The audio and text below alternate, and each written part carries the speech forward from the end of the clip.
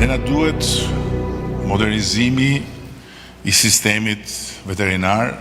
Në 2 ditë rresht në Tiranë u mbajt samiti I 4 I diasporës, një nismë e qeverisë që në teori synonte thithjen me përthithje pushtetit të investimeve të shqiptarëve që jetojnë e punojnë prej vitesh jashtë vendit. Aktori, regjizori, skenaristi, protagonisti dhe PR-i I këtij takimi ishte kryeministri Edi Rama. Fjalimi dhe forma ishte thuajse e njëjtë me tret parat. Ai fliste dhe përfaqësuesit e diasporës duhet të duartrokisnin dhe më pas të trokisnin ndonjë gotë me kreun e qeverisë, pa harruar fotot, videot dhe komentet për këtë takim madhështor. Në ditën e parë I arriti qëllimit. Kryeministri foi gjatë, tregoi ato që I quan arritje të Shqipërisë dhe qeverisë së tij. U kërkoi emigrantëve që të riktheheshin për të investuar në Shqipëri, madje me garanci se ky vend kishte një drejtësi të pavarur dhe lehtësira të madhra fiskale. Feste madhe me këngë e valle. Sa mirë që kemi një qeverisje kaq të mirë.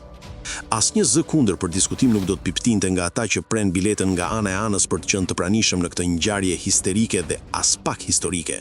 Kjo propagandë ishte në ditën 1. Në ditën e dytë, paneli me përfaqësues të qeverisë e uli ca stekën. Si kapadajt pushtetit treguan edhe ata madhështinë, kryesisht Taulant Balla, kryetari I grupit parlamentar të PS-s, dhe kryeparlamentari Niko Peleshi, që paçka se nuk e duroi njëri tjetrin, aty u bën bashkë. Fjalës së saj një pjesë e mediave I dhan hapësirë duke konsideruar demontim të propagandës në vetëm 3 minuta fjalim. Ashtu ishte, por te I së dukshmes koncepti diaspor sot vlen jo vetëm për propagandën qeveritare, por edhe për vota.